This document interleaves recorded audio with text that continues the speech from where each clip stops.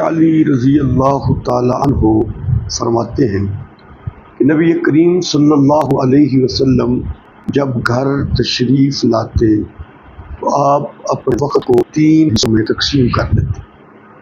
ایک حصہ صرف اللہ کی عبادت کے لیے، تہجد کے لیے، ذکر کے لیے۔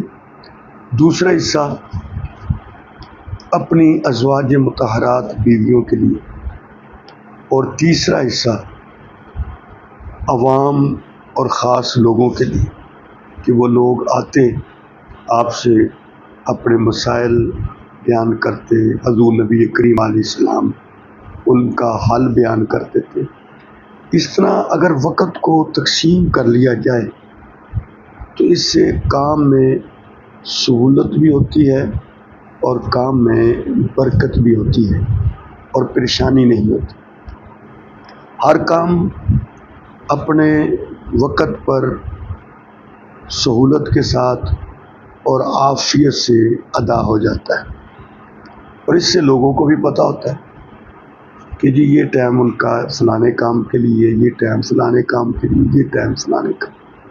اس لیے انسان کافی ساری مشقت سے، تکلیف سے محفوظ ہو جاتا ہے، اور پھر نبی کریم صلی اللہ علیہ وآلہ وسلم کا ہر عمل کسی نہ کسی حکمت پر مبنی ہوتا ہے۔